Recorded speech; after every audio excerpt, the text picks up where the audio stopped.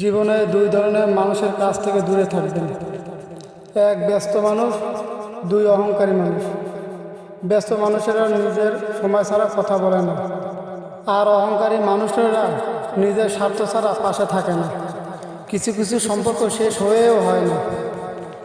একজন হয়তো অনেক বদলে যায়, কিন্তু অন্যজন সে সম্পর্কের বোঝাটা বয়ে বেড়ায় সারা জীবন। যে তোমাকে ভালোবাসে তাকে কখনো ঘৃণা করবে না, যে তোমাকে বিশ্বাস করে তাকে কখনো ধোঁকা দিও না। সব সহ্য করা যায়, কিন্তু নিজের প্রিয়জনের অবহেলা সহ্য করা যায় না।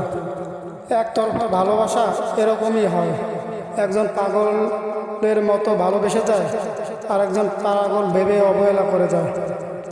অনুভূতি, ভালোবাসা, মায়া এগুলো যত কম প্রকাশ করবে, মানুষ আঘাত করার সুযোগ তত কম পাবে।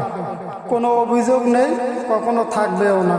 আছে শুধু অভিমান, যা কখনো কাউকে বলবও না।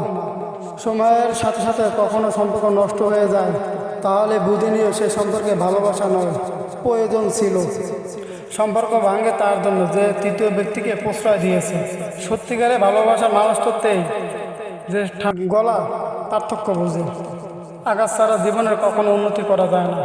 জীবনে যত আঘাত পাবে ততই কাছের মানুষকে চিনতে পারবে। কাউকে মারার জন্য বিষের প্রয়োজন হয় না। ছোট ছোট অবহেলাগুলোই যথেষ্ট। গুরুত্বটা তাকিয়ে দিও যে তোমার ভালোবাসার মূল্যটা বুঝে। ঠাট্টার ছলে যে তোমাকে মানুষের সামনে অপমান করে তাকে বন্ধু বানিও না। প্রিয় মানুষের সাথে কথা না বলার কথাটা সত্যিই খুব কষ্টের। ধৈর্য মানুষকে উন্নত করে, রাগ মানুষকে ধ্বংস করে।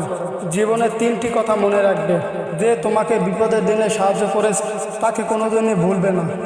মায়া ত্যাগ করতে শিখো, দেখবে কষ্ট এমনিতেই শেষ হয়ে যাবে। যে যত বেশি ভালো আর সরল মনের মানুষ তাকে তত বেশি কষ্ট সহ্য করতে হয়।